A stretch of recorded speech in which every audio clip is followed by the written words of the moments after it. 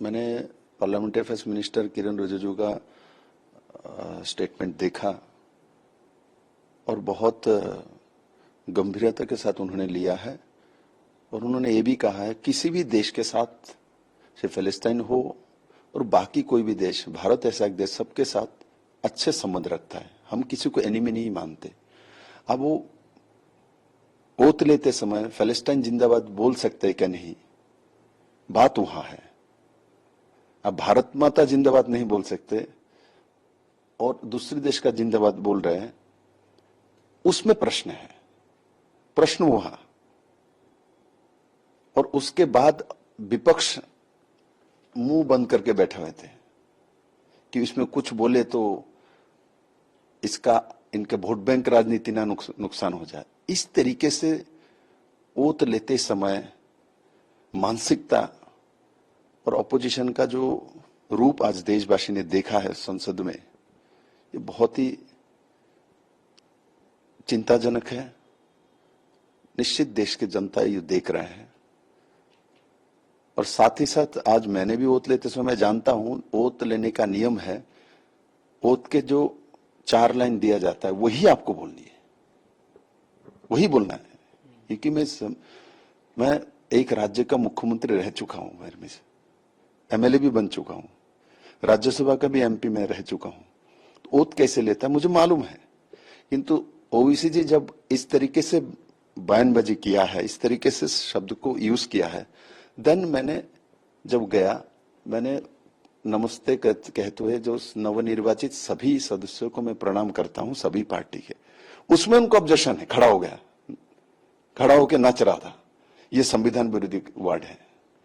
नमस्कार करना संविधान विरोधी वर्ड है तो बाकी सब ओबीसी क्या बोल रहे थे? तो आपके हिसाब से नमस्ते बोलना भारतीय संस्कृति और भारतीय व्यवस्था को आप मानने के लिए तैयार नहीं है। और मैं मानता हूं, मैं जानता हूं, ओत लेते समय इसका जरूरत नहीं है। जरूरत तब पड़ा कि मेरे पहले ऐसा किया गया है तो उसको एक जगह पे लेना है, एक सुंदर माहौल बनाने के लिए ऐसा बोला गया था। उसके ऊपर ऑब्जेक्शन इनको। किंतु मुझे सबसे कष्ट इस बात को लगा कि देश के जनता ने उनको चुन के भेजा है और आके भारत के सबसे बड़े पंचायत में इस तरीके से वर्ड यूज किया जाता है, तब ऑपोजिशन के बेंच में सब मुंह बंद करके ताला लगा के बैठा हुआ है। ये चिंताजनक है और मैं मानता हूं देश की जनता ने आज ये सब देखा है और इसका विचार ये एक इलेक्शन में खत्म नहीं होता। जनता बहुत समझदार है। हम लोगों को लगता है हमने इतने वोट से जीत के आ गया तो हम ही सिकंदर है, ऐसा नहीं होता। मैंने बड़े बड़े सिकंदर को देखा, 10 लाख में वोट में जीता था, नेक्स्ट टाइम जमानत जब्त कराता है। तो इसलिए मैं मानता हूं सब मिलके देश के डेवलपमेंट के हित में काम करना चाहिए। शब्द चयन करके बात पार्लियामेंट में करनी चाहिए, क्योंकि सर्वोच्च ये पंचायत है, लोकसभा और राज्यसभा, सभी पार्टी के लिए शब्द चयन और शब्द को किस तरीके से रखना, ये इस देश के बड़े बड़े अलग अलग पार्टी में बहुत विद्वान सांसद रहे हैं। मैं कभी कभी वही लोगों का भाषण इनके सब देखता हूं, सीखने की कोशिश करता हूं और वैसे से ही रास्ता निकल सकता है। और अभी जिस तरीके से अपोजिशन एक वोट बैंक राजनीति में जाने की पूरा व्यवस्था बना के रखा है, ये देश के लिए सटीक नहीं है। सबके लिए सोचना चाहिए, सबके लिए काम करना चाहिए, जो कि नरेंद्र भाई मोदी करता है और आगे भी करते रहेंगे, ऐसा हमको पूरा विश्वास है। लेकिन आपके मुताबिक, क्योंकि 2 देशों के बीच में लड़ाई चल रही है, हिंदुस्तान का कोई लेना देना नहीं है, और ये मैंने आपको बोला ना, वोट बैंक पॉलिटिक्स करता है। भड़काने वाले भड़का के राजनीति करने वाले हैं, इमोशंस में राजनीति करने वाले हैं, और जो शब्द मैंने भड़काने वाला राजनीति करता है वो देश के हित में, जनता के हित में सोचता ही नहीं है, शॉर्टकट चाहता है। लोगों का लाभ नुकसान क्या होगा वो सोचते भी नहीं। इसलिए मैंने बोला शब्द चयन करते समय बहुत सोच समझ के करनी चाहिए, क्योंकि एक एमपी छोटी बात नहीं होता। भारत के एमपी, एक एक एमपी के एरिया में 20 से 25 लाख तक वोट रहता है। यूरोप में कंट्री में इतना लोग नहीं रहता। तो इस विषय को देखना चाहिए। ऐसे भी जिस व्यक्ति का आप नाम ले रहे हैं, लगातार वो क्या करते हैं, उनके भाई क्या करते हैं, किस दिशा में काम करते हैं, सबको मालूम है। मैंने पार्लियामेंट्री अफेयर्स मिनिस्टर किरण रिजिजू का स्टेटमेंट देखा और बहुत गंभीरता के साथ उन्होंने लिया है। और उन्होंने ये भी कहा है किसी भी देश के साथ, चाहे फिलिस्तीन हो और बाकी कोई भी देश, भारत ऐसा एक देश सबके साथ अच्छे संबंध रखता है। हम किसी को एनिमी नहीं मानते। अब वो ओत लेते समय फिलिस्तीन जिंदाबाद बोल सकते हैं क्या नहीं, बात वहां है। अब भारत माता जिंदाबाद नहीं बोल सकते और दूसरे देश का जिंदाबाद बोल रहे हैं, उसमें प्रश्न है। प्रश्न वहां।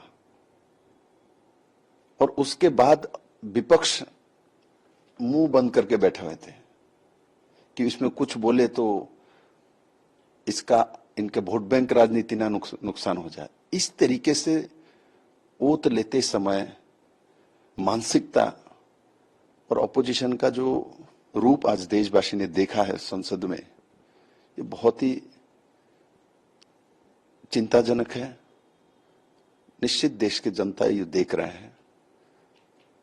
और साथ ही साथ आज मैंने भी ओत लेते समय मैं जानता हूं, ओत लेने का नियम है, ओत के जो 4 लाइन दिया जाता है वही आपको बोलनी है, वही बोलना है।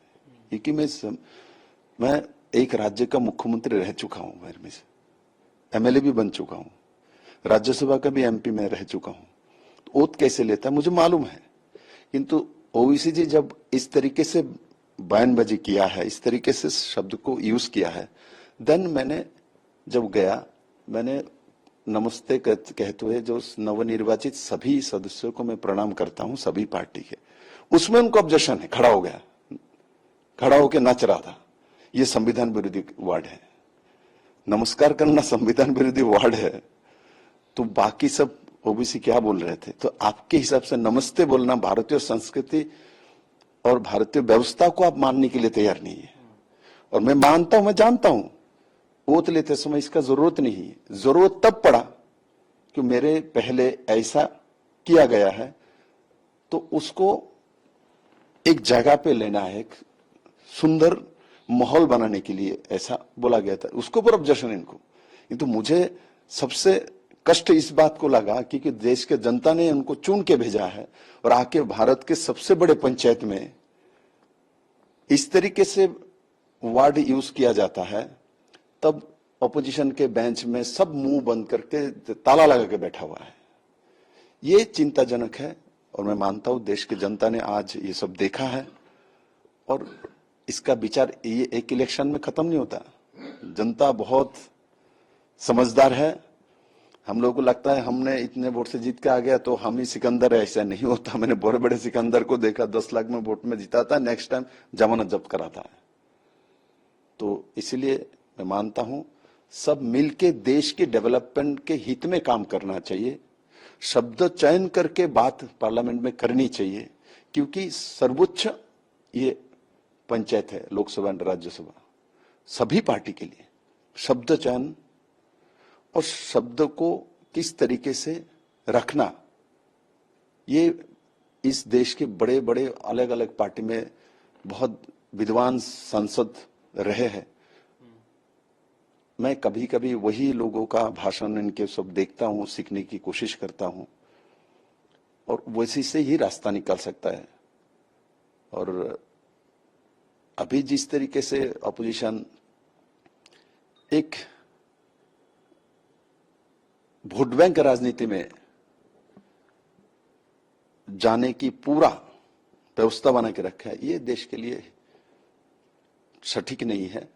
सबके लिए सोचना चाहिए, सबके लिए काम करना चाहिए, जो कि नरेंद्र भाई मोदी करता है और आगे भी करते रहेंगे, ऐसा हमको पूरा विश्वास है। लेकिन आपके मुताबिक, क्योंकि 2 देशों के बीच में लड़ाई चल रही है, हिंदुस्तान का कोई लेना देना नहीं है, और ये मैंने आपको बोला ना, वोट बैंक पॉलिटिक्स करता है।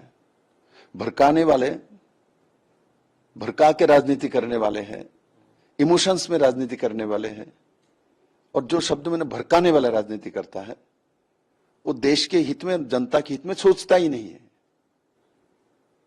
शॉर्टकट चाहता है, लोगों का लाभ नुकसान क्या होगा वो सोचते भी नहीं। इसलिए मैंने बोला शब्द चयन करते समय बहुत सोच समझ के करनी चाहिए, क्योंकि एक एमपी छोटी बात नहीं होता। भारत के एमपी, एक एमपी के एरिया में 20 से 25 लाख तक वोट रहता है। यूरोप में कंट्री में इतना लोग नहीं रहता। तो इस विषय को देखना चाहिए। ऐसे भी जिस व्यक्ति का आप नाम ले रहे हैं, लगातार वो क्या करते हैं, उनके भाई क्या करते हैं, किस दिशा में काम करते हैं, सबको मालूम है।